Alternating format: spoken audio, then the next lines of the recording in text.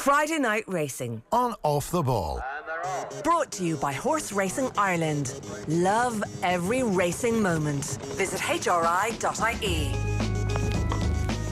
And you're very welcome along this Friday afternoon to Friday Night Racing. It's Gilroy and Johnny Ward together at last. Johnny, how are you? It's great to be here. In the same room. Yeah. It's a bit weird. Social distancing, yeah. It kind of feels like I'm being interviewed, but yeah, it's great to be back. Did you get the job? Do you think you're going to get the job? Where do you see yourself in 5 years? Going backwards, probably, to be honest. Where will we be in 5 years? Hopefully this will all be over, because as we were discussing pre-show, it's still very, very difficult for elderly people and vulnerable people who just nothing much has changed for them really, and I just hope the vaccine happens sooner or later, because normality would be nice. I think it's underrated. Yeah, or even a new normal, which is taking all the good lessons that we've learned and applying some of them to what comes next. I think there have been very many. I think a lot of people will have appreciated what Ireland has to offer, and exercise, maybe growing your own veg, just doing stuff with nature really. I think if we don't appreciate the climate right now, we probably never will. Yeah, as it slips away from us. Right, you are very welcome along to Friday Night Racing here on Off the Ball, brought to you by Horse Racing Ireland. Love every racing moment. Visit hri.ie or follow the Twitter account at HRI Racing. We are going to talk to a sensational young jockey in about 10 minutes time, but before that I want to do a quick preview of what's going on this weekend and to look back on Derby weekend last weekend. Did people expect Santiago to be the cream of the crop on the day, or what happened? Yeah, he was sent off favourite after his win at Royal Ascot, which was a very good performance. He's a strange one because Aidan O'Brien, I think his legacy will be very intertwined with Galileo. If Galileo didn't have Aidan O'Brien, and if Aidan O'Brien didn't have Galileo, I think we'd be living in a different world. And it's unusual to have a horse that isn't by Galileo winning the Derby for Aidan, and he's a horse by Authorised, who was a Derby winner himself but hasn't really produced at stud. He would have produced some very good jumpers, but so he did a slightly unusual profile, but he's very straightforward. And Shamie Heffernan, I think he's 48 this year, and racing's an amazing game that he's arguably riding as well, if not better than ever. He's with the COVID situation, Ryan Moore hasn't been able to come over to ride anything, not to mind, good maidens. So Shamie Heffernan, who incidentally rides in England this weekend, it's the first time that we've had, and we've an English horse running in Naas tomorrow. But Shamie Heffernan has kind of made hay while Ryan Moore has been away effectively. Rode an uncomplicated race. The second horse, Tiger Moth, might improve past Santiago. And sometimes you say the Derby, it wasn't a good Derby, and in fairness, it didn't look a great Derby.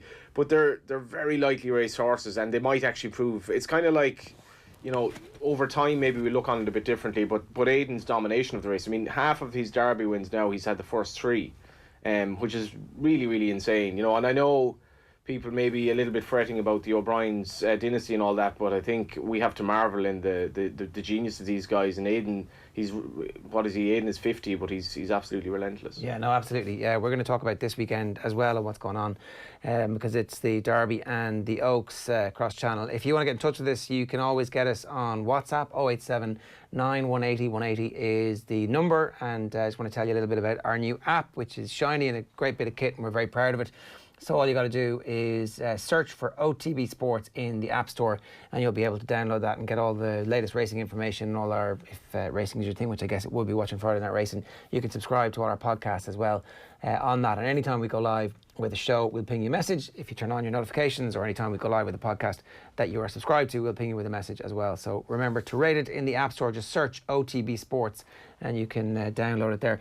A busy weekend in England as well. We'll talk about some of the Irish racing a little bit later on when we come to your tip, but it's not just the Derby weekend in England this weekend.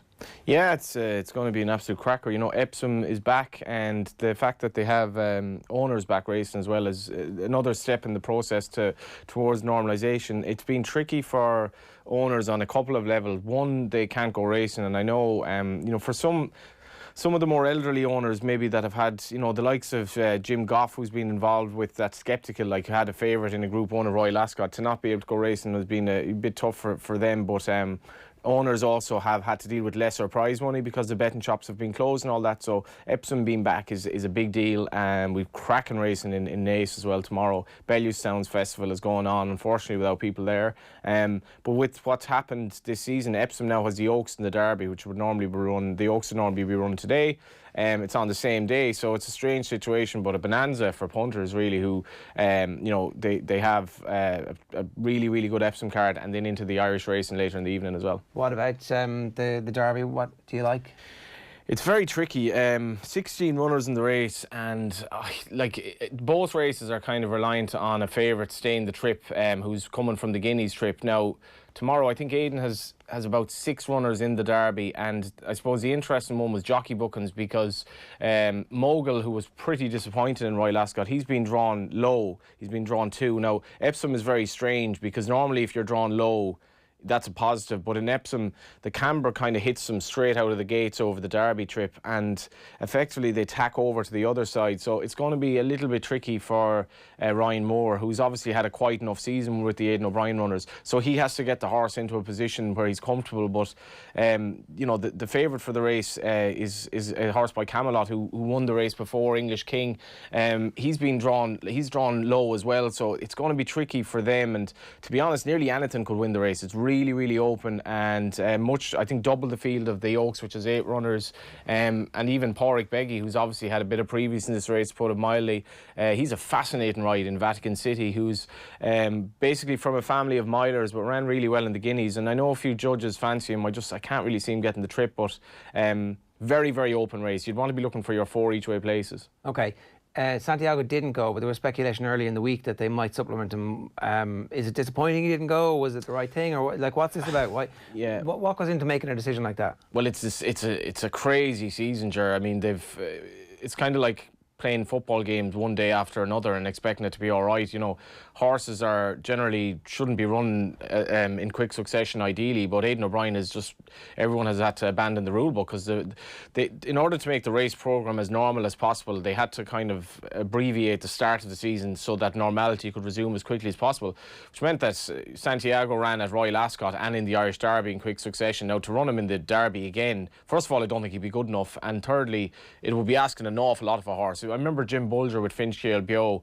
She came within a short head of winning the French, Irish and English 1,000 guineas, which was incredible. But Jim would be a bit of an outlier in many respects, and as much as Aidan O'Brien was a former pupil of Jim's, I don't think he was ever going to do that. Okay, so it didn't work out, and it's too quick. And you say, interestingly, you don't think good enough to win? I don't know. I think there's more depth to this race. You have the Guineas winner in Kamiko, who must have every chance of staying. He's very straightforward. English King has looked, he won his trial pretty easily. He's very lightly raced. He'll definitely get the trip. Russian Emperor for me is progressing nicely. He ran really nice race at Royal Ascot. The Irish Derby actually had a bigger field than this. I think it was the biggest field since the 70s. But I mean, there are a lot of horses there sort of making up the numbers. And traditionally, this is a better race, and it is a better race this year. I don't think there's any doubt about that. All right. If anybody wants to get in touch, you can leave a comment wherever you're watching this. Just in case you're unaware, we actually stream this on YouTube, on Facebook, and on Twitter simultaneously. And of course, if you're listening to us on the radio and News Talk every Friday evening from 8 o'clock, then you feel free to send in a text. 53106 is the number, or you can WhatsApp us on 0879 180 180. Now, our guest this week is 17-year-old apprentice jockey Dylan Browne McMonagle, who had a sensational Derby weekend last weekend. Dylan, you're very welcome to the show. Thanks for taking the call. No problem at all. Thanks for having me. Yeah, you're riding high at the moment. How's it going? Good. Yeah, not too bad at all. I was 3 rides today in Navan, so looking forward to it. So tell us a little bit about last week. You won the Extra.ie Apprentice Derby on Tonkinese for Joseph O'Brien. Yeah, it was a big weekend. It's the race that all apprentices kind of look forward to during the year, and I was just privileged to be on a good horse, and I was lucky enough to win it, thank God, and it worked out well. How much of your claim, listen to me now, like I know exactly how this works, but how much of your claim have you managed to ride out so far? Well, I think you have to ride like 95 winners to ride out your claim, or in around that anyway, and I have 7 winners rode so far, so I've a long way to go yet, but it's going good at the minute, and I'm very happy that Joseph's given me loads of opportunities, and I'm getting plenty of rides, so... It's one of these things for punters, Ger, that you want to identify a good jockey early and realise that, like, Dylan claiming £7 is a massive asset in a lot of these tight races, and people have latched on to him. And in fairness, the Apprentice Derby is one of these races, I think, that really puts you on the map as an apprentice. Not that Dylan needed that, but I actually have a bit of a story behind this horse, Dylan, because my friend Adam Potts actually procured him, and Adam would fancy himself as a bit of a bloodstock agent. but I think he was getting a small bit frustrated with him, and he wasn't sure he was going to put his head down for Dylan in the closing stages because he was out wide, but he actually looked genuine enough on the day for you. Yeah, in fairness, he's a tricky horse to win with, but I rode him a few times during the winter in Dundalk, and I think I was third on him in Dundalk one of the nights, and that was as close as I got. But the main thing about him was just getting him travelling and getting him relaxed, and in fairness, turning into the straight, he was running away with me, and when he needed to dig deep, he did, and I was just delighted to get up in the line. The funny thing as well is he's owned by Syndicates Racing, which is a new thing that Jack Cantillon has put together. Jack's a very promising young kid from a racing family, but there would have been a major crowd of them there, like the Curragh Derby weekend. What was that like, Dylan, obviously, because you would have been probably on shoulder high if it had been a normal weekend? I'd say that, yeah. There's loads of lads in the syndicate, and it's great that everyone got involved, and there's more numbers being added into the syndicate at the minute, and I just seen they bought another breeze up in the sales there. It's going to Joseph O'Brien's by No Name Ever, and it was the fastest breeze up the sales as well. So they're buying plenty of horses, and they're a big syndicate to look out for. How many? Joseph must have about 17,000 in training now, so does he? We're full up at the minute. There's loads of horses there, so we're kept busy. You're full time there, right? Is that yeah, I am, yeah. How long are you there now? I'm down there now since we finished school at the start of COVID-19. Right. So I think I'm down there around 16 weeks. Right. You're still in school then, obviously. Is the plan to finish it out?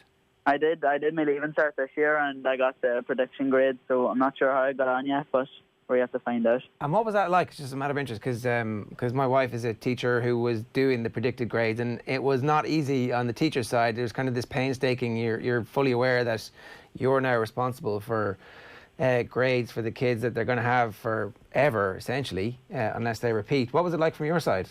Well, in fairness, it was very good, because if I had to finish out the full year of school, I would have been missing a lot of the flat racing. So it worked out well on my behalf, and I was delighted. You're like, come on. You're like one of the few people who are actually delighted with the way the whole thing worked. Yeah, I was over the moon when I heard that we didn't have to do an exam. And we're finished. Student wholly endorses predictive grading. Yeah, well, that's fair play to you, Dylan. There's no point dancing around it. And was it always the plan to go to Joseph's? Like, have you known for a while that was where you were going to end up whenever you were finished your leaving? Well, just midway through my last year pony racing, I decided I would go down and take my licence out, and sure, I grabbed it by the horn and I went for it, and I thank God it worked out well, and everything's going good so far. And the link up with Joseph specifically, how did that come about? Well, Joseph kind of contacted me mid-through season last year when I was riding pony racing, and he just asked me would I like to come down, and I said of course I would, and he couldn't not take the opportunity. That doesn't normally happen. I think it's a bit needless to say. Normally you're a kid.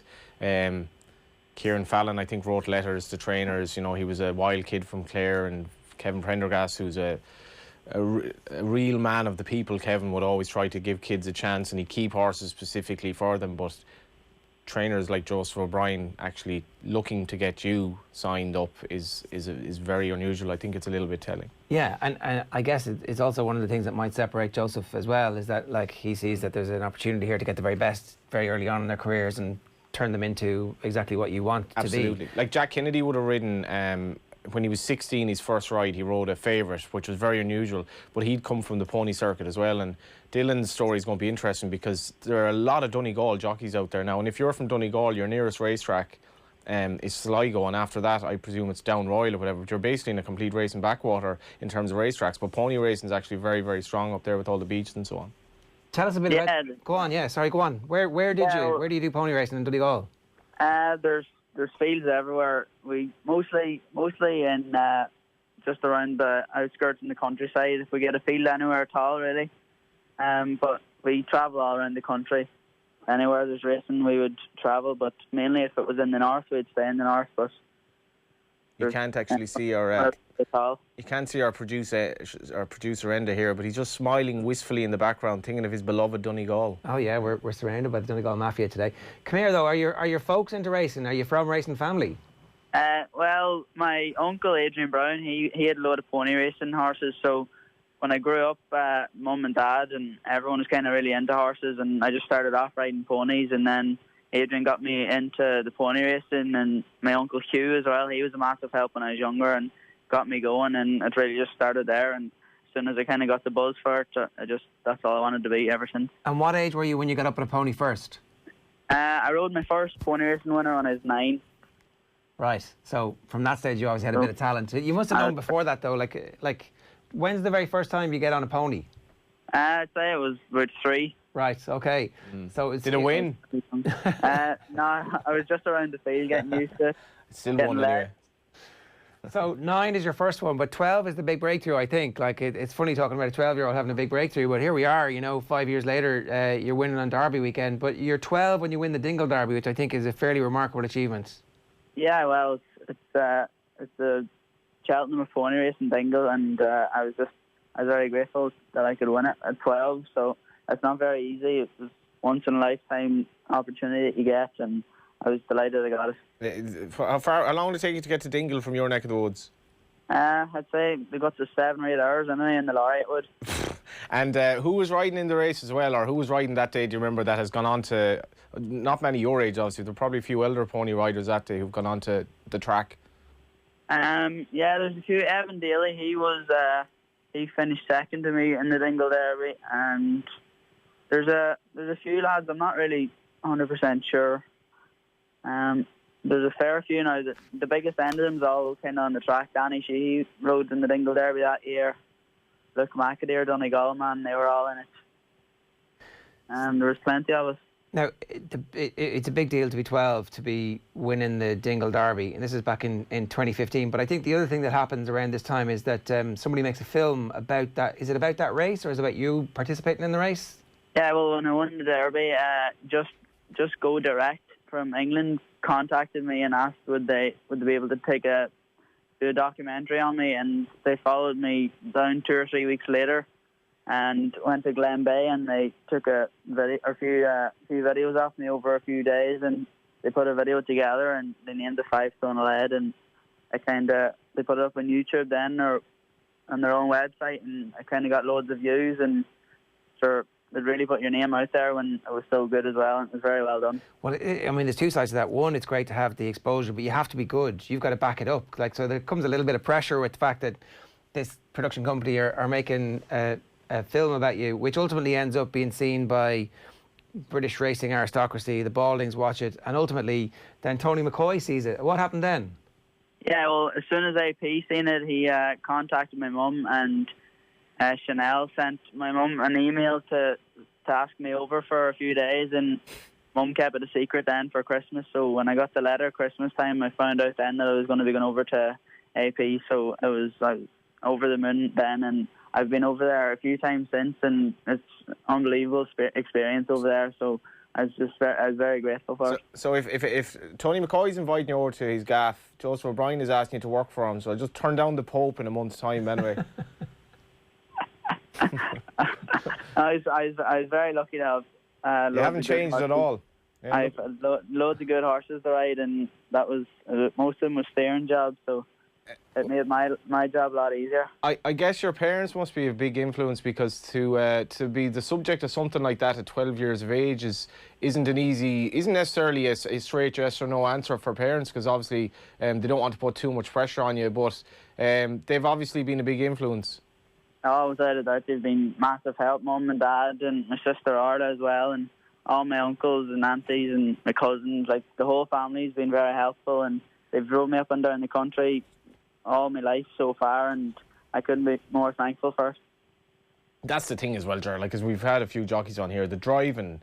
I think it was Jack Kennedy actually that so Jack is obviously in Dingle, but like a lot of the racing's obviously up the north, so the hours that they put in the background, they don't ask for any thanks, and they just invest in their kids, and it's great to see that. I think kids are the product of the way they were brought up, really, and that's why Dylan's prospering, I think. 100%. And Dylan, in terms of the relationship with Tony McCoy, do you ask him for advice? Does it just kind of come out in dribs and drabs? How does it actually work? It must be incredibly useful to have somebody at the end of the phone if you need them, but what kind of advice has he given you that stuck with you? Yeah, well, when I went over to AP's, I kind of asked him for advice where to go, and I was chatting about going to Joseph's, and he totally agreed with it. And like big decisions like that, when you have a big name behind you like that supports you, it's a massive help knowing that you have it in the back of your mind.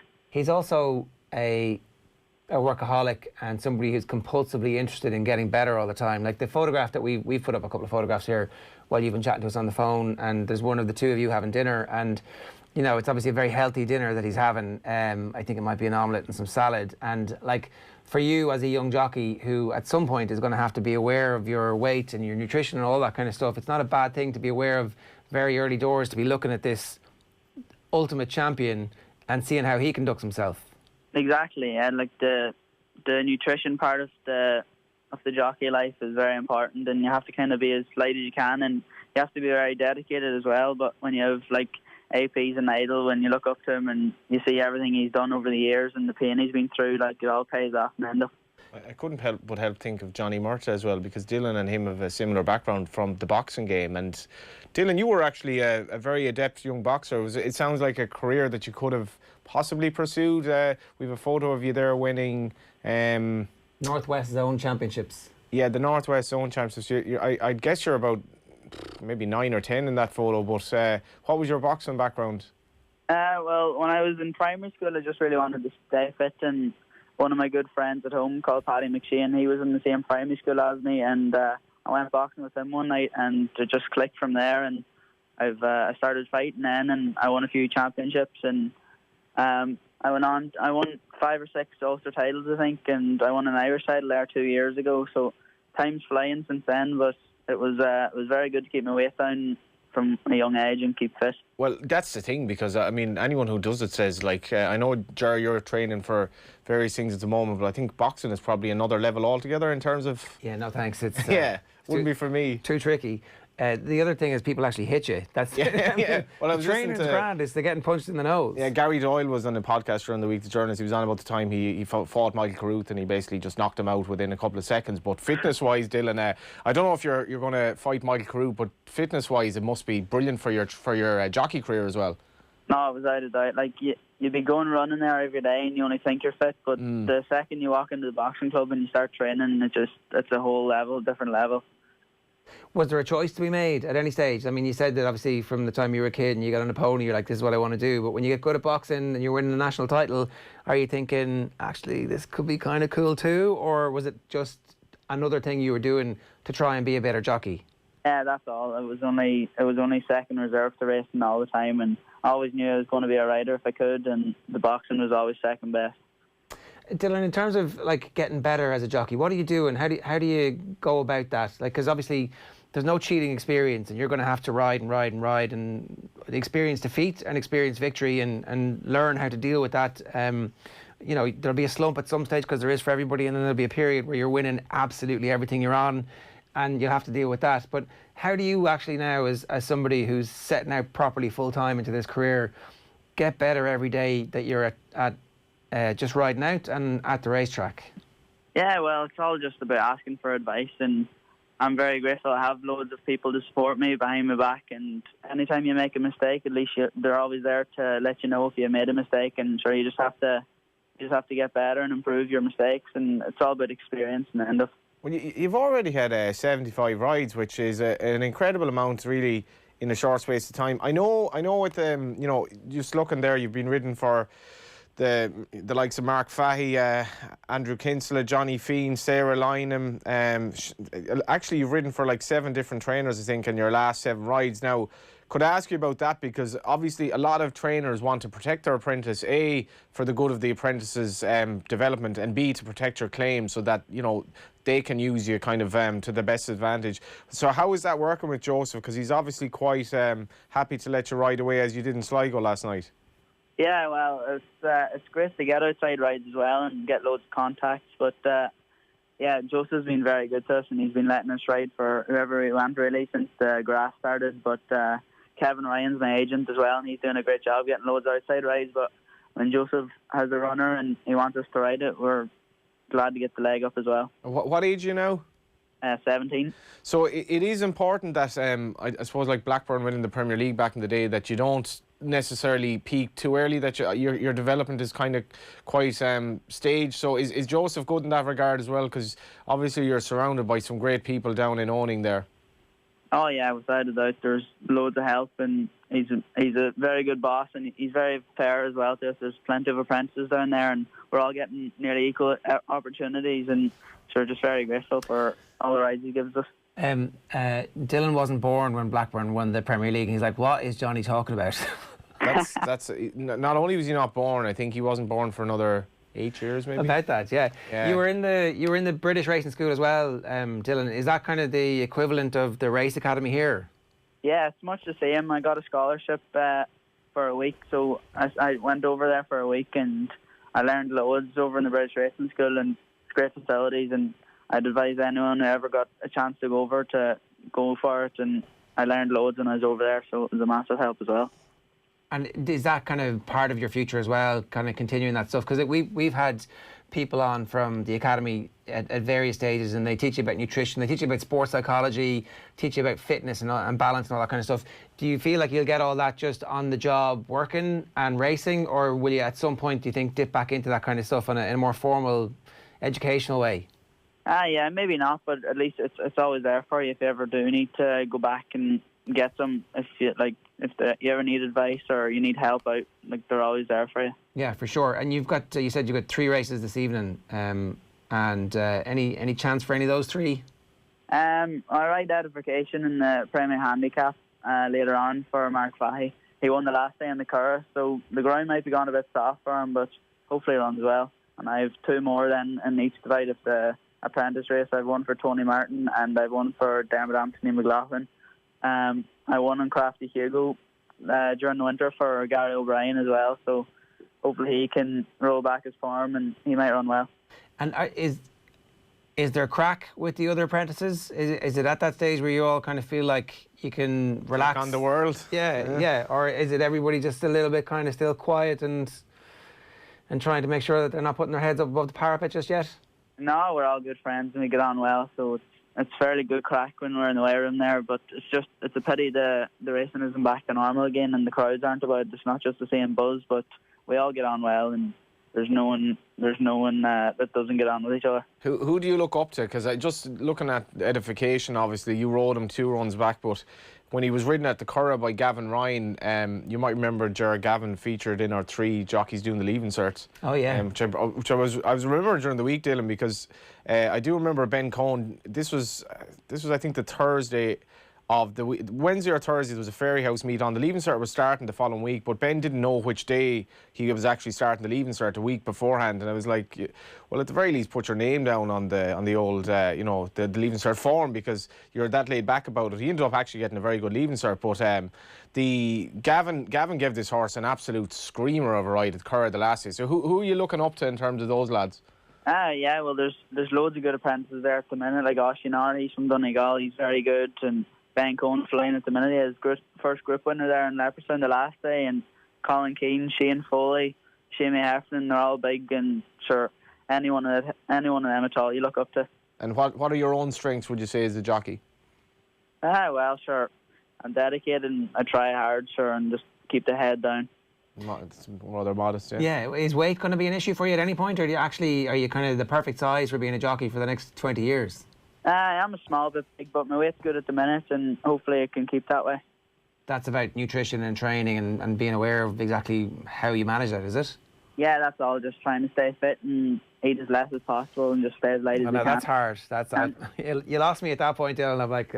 Well, I think, in fairness, the likes of Dylan compared to Johnny Murton now would have an awful lot better chance, because a lot of the jockeys just they weren't particularly well educated on nutrition. It's about what you do in terms of your gym work and your, like, do you have any program, Dylan, outside of the track, or do you do yoga, do you do Pilates, do you do gym work, or is it all straightforward for you at this stage? No, we're very busy at the minute racing, so just whenever I really get an evening off or a chance to just go for a run or something and try and stay as fit as you can when we get time. And Dylan, one last thing I kind of just trying to understand properly is, apart from riding out in the mornings, what else do apprentices do around the yard? Because obviously it has to be There's two ways. You're getting an education, you're getting opportunities to ride, but I suppose you kind of have to pull your weight as well. Yeah, exactly. We go in the morning, we start at 7, we ride out 4 or 5 lots, and we go home then for a break and get lunch, and we head back in then in the evenings again, and we brush down a few horses and stuff and rug them up and clean up the yard and just basic stuff. We've obviously known the story of the boot boys in professional football, that's how you start off, and it's a real grounding. But I think racing's brilliant in that regard, because the lad who won the Gold Cup the following day is literally just there the next morning with the young lads doing the sort of the dirty work, and it stops you, I suppose, getting ahead of yourself, Dylan, as well. I mean, I don't know how you celebrate winning the Apprentice Derby, but you're probably back at work the next morning. Oh yeah, it's routine, isn't it? You just have to keep going. There's no breaks, and so that's just the life. You just get on with it and keep the head down and work hard as you can. What was your most enjoyable win of the? I'm looking at my stats here. I think you're at 7 wins. Would that be right? Yeah. 7 wins. So what was your pick of the 7? Without a doubt, my last winner was the Apprentice Derby. Without a doubt. In fairness, I mentioned authorised. He's by authorised Tonkinese as well, but he's not a horse he's not an easy ride. And I think Dylan getting him to win that race, when he the whole of the Curragh Straight to sort of think about what he was going to do, there probably wasn't much you could have done more, really. When you say not an easy ride, what do you mean? Well, he's tricky. Like, I mean, he's in races before, he's kind of looked half willing, and he looked like he's just a horse that wouldn't necessarily do what you want him to do at that moment. He probably thinks a bit about the game, and I'm not sure what his background was. Sometimes horses, the way they're trained as well, their minds, like if you're a lead horse for other horses, you're literally there for people to pass you. So you can imagine, like, if you're a cyclist in the Tour de France and your job is domestique. Exactly. Like, well, it's not necessarily going to make you, the happiest kind of mentally in the world, and horses are like that. But Dylan, I don't know. I mean, it's probably right if you rode him again, you'd literally do the same thing.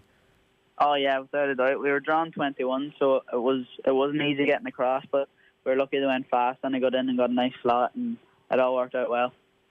Well, listen, it seems like it's all working out really well for you at the moment. I hope whatever your predicted grades are, they match the rest of the excitement of the summer that you're having, and best of luck with the rest of it. Great spending some time in your company. It's a great story. Thanks a million for joining us. Thanks a million for having me. Thank you. It's Dylan Browne McMonagle there, who is a rising star of the game. What a kid. Just on that, now, I haven't put much thought into this, but I presume there's a potential tendency for the likes of your wife to, if there's a doubt of 1 or 2%, to go give them a little bit the benefit of the doubt, because it's an exceptional year. So you'd imagine, as much as it's not ideal, hopefully the kids will at least get if it's a 50-50 ball, they get the break. But then, so no. No, because it doesn't matter, because if everyone gets 5% extra, then it's a disaster. And so what the department did is they came in and they said, there's a curve that your schools have been on traditionally, and you need to fulfil the criteria of that curve. So, well, it's worked out all right for Dylan. Hopefully, yeah. Friday Night Racing is brought to you by Horse Racing Ireland. It's time for us to get to that part of the show where we tell you what happened last week. Oh, did we have a winner, Johnny? Did we? Is there an audio coming up here? Sir Dragonet was rather disappointing. Have to say, I enjoyed watching the race. It was like old times. An unnamed bar in Dublin was dispensing pints. It's open. Actually, I can't name it because it was the Dame, but they had this rule that you had to be more than 100 metres from the pub. So to drink it. Yeah, which was, let's just say, the cops kind of had an interesting job enforcing this. So they were it was kind of like Del Boy looking for the cops in the market, like, look for the bowl of hats or whatever. But the cops, we ended up having the crack with them. But part of the crack was watching the racing, and I thought Sir Dragonet was going to pay for a few beers in town, and it was literally a few beers with a few mates, but it wasn't to be. I haven't given up on the horse, but I know a lot have. Right, so Dragonet finished second. Was it close? No, it was second of 3, so he also finished second last, if you want to look at it that way. But he ultimately Joseph had a horse in the race who was very progressive. He made the running, and he just couldn't go past him, despite the fact he was getting weight, despite the fact he's an older horse. But I would be very confident about this week's selection. This is our Tote Irish Injured Jockeys fun bet, I should tell you. This weekend, racing, as we've talked about, Naas, Bellewstown, Cork and Fairyhouse, while obviously at Epsom there's no shortage of Irish interest lining up for the Derby. Will this week's €100 Tote charity bet be home or away? It'll be home. I should mention the Oaks as well. Obviously, Aidan has a very, very strong hand in that. I think Ennis Timon could actually upset the hot favourite in the race. She's a filly that has just progressed markedly. She ran an absolute blinder in Royal Ascot. She was behind Frankly Darling, who is by Frankel and reopposes. Obviously, Love, the well-named Love, is going to take an awful lot of beating. I think she should stay the trip, in which case she'll probably win. But Ennis Timon, Shamie Heffernan, I think is a great each way chance. That isn't my bet of the weekend, though. My bet of the weekend is a horse who could well end up actually running in the Irish Oaks, and that's in the Naas Oaks trial, which is going to be, it's the centrepiece of the card really at Naas, an absolute cracker of a race. And Even So is actually running for Ger Lyons, who obviously we had in the show recently. Before on fire, yeah. I think Ger's strike rate as of the other day anyway was 26%, which is a lot. That's absolutely bonkers. In any event, Laburnum is taken on Even So on that 5:15. She looked like she needed the experience of going first time out when she beat a horse of Ger's. I think she's potentially very, very good, and I think she'll win. Okay, so this is the Irish Stallion Farms European Breeders Fund Naas Oaks trial at 5:15 in Naas. And you say Laburnum and Even So. So Even So ran in the Guineas and she ran a nice race. She's by Camelot, should improve. Laburnum's by Galileo, is a certainty to improve unless everything's gone mad. And I think she'll be an Irish Oaks filly. And I'd imagine, as much as she only met her debut a few weeks ago, it's that sort of season. Aidan has all these brilliant Galileo horses, and she's another of them probably. So this is tomorrow actually, and I don't see any prices up for any of this yet. So your bet is Laburnum. I don't want to get this wrong. Or is your bet maybe Even you So? do actually, but my bet is Laburnum. Yeah, I think she does have a bit to find to be the favourite. I'll just see if they actually have betting here. I did the race in post. I'm slightly speculating, but I think you might get 2-1. Okay, maybe. Right. So Laburnum, and that is for the Tote Irish Injured Jockeys Fund, which we didn't have a winner for last weekend, but we're going to try and get back to winning ways, because it is all for charity, and so we're trying to win some money for it. That's our strategy this year. What was the strategy up until now? Just try be not wild. to win money for charity. Be wild. Do the Father Jack and try to avoid giving money to charity type thing. Because that wasn't my intention. Occasionally, I mean, unintended consequences. The law became evident very quickly after a while. Johnny, it's good to be back. It's good to be back, yeah. Is this the way it is going forward? Are we going to ease back into studio life again? Well, until whatever happens. It's a strange office out there, it has to be said. It's just a lack of people, and it's Friday afternoon too, though. Yeah, it is. Friday Night Racing and Off the Ball is brought to you by Horse Racing Ireland. Love every racing moment. Visit HRI.ie. I guess this week, that's a sensational career he has ahead of him. It's like who was Ole Gunnar Solskjaer on about? The young kid up front. 18 years of age. He's like, this lad is like me at that age, except he's only better. He's an amazing goal scorer. I can't much better. Can't think of his name, but the only thing you're afraid of is that Mason Greenwood. Sorry. So the only thing you're afraid of is that this lad is so promising. A lot of promising kids haven't gone on before, but he just on the mental side of it, I didn't see any flaw there. And just like his trainer, massive humility, because you can. I would say this thing, if the one thing about jockeys at that age, particularly if they were based around the Curragh, Kildare can be a tough enough town for kids to grow up in, and they would basically go down the wrong road. And a lot of jockeys have done that. They've basically not fulfilled their promise. He has everything going for him to do the opposite, I think. All right, good stuff, Johnny. Another Friday Night Racing is in the books. I hope you've enjoyed it. We broadcast live every Friday afternoon on otbsports.com, and the best place to get us these days is actually our brand new app, which is OTB Sports. Just search OTB Sports in the App Store and you'll get it there. We'll see you next Friday, bright-eyed and bushy-tailed, hopefully with a winner in our back pocket too. Good luck. Friday Night Racing on Off the Ball. Brought to you by Horse Racing Ireland. Love every racing moment. Visit HRI.ie.